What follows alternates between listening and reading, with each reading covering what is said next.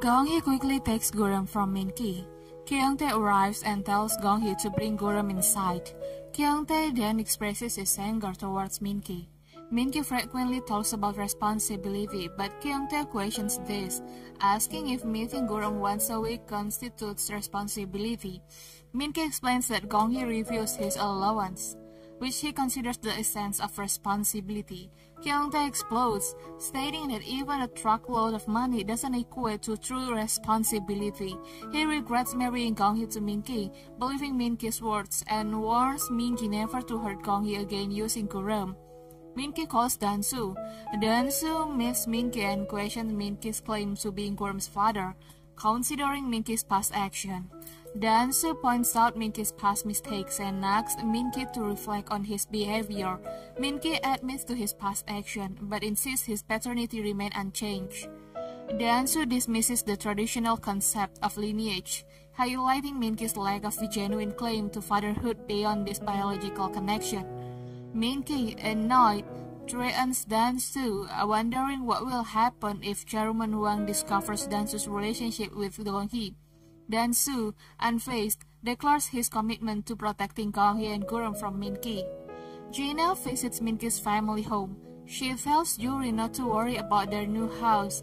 Her father will help buy a building in Gangnam. However, Gina needs Yuri's help regarding Guram, as she wants nothing to do with Guram and Gong-hee due to their burden.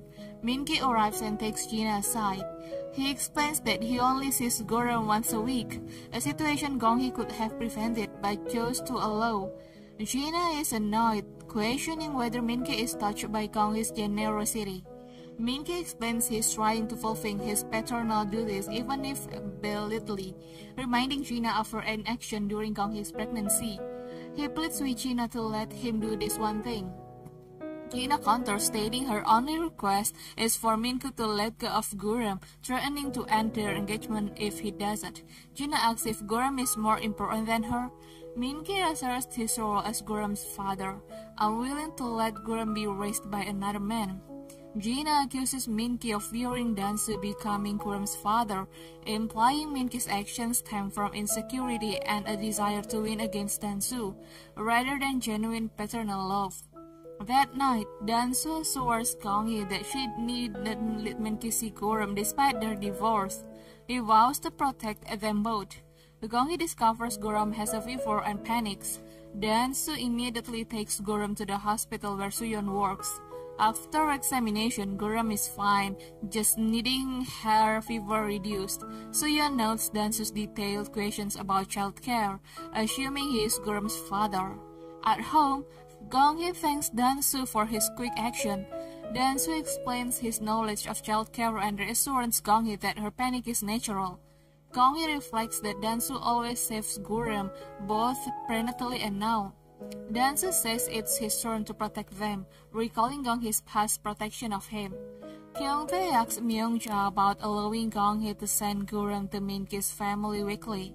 He feels Guram is too young for frequent visit. Myung-ja remains silent, enacting revenge for Kyung-tae's past silences towards her important questions. She reflects on Kyung-tae's past disappointment of Sun-hee, making her sell her wedding ring, missing her surgery, and prioritizing Audrey over Sun-hee when she disappeared. She acknowledges her own wrongdoing but struggles to forgive him.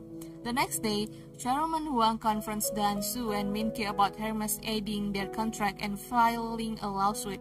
She demands Min-ki take responsibility. Dan-soo, having devised a plan with Gong-hee to give a gift to buyers to return the fake goods, offer a solution to salvage Yes Fashion's image. While working together, Dan-soo's sweet words make Gong-hee blush. He accompanies her to a convenience store, noticing her loose shoelace and tying it for her. Chairman Hwang witnesses this, reinforcing her belief that Dan-soo's smile foreshadows trouble.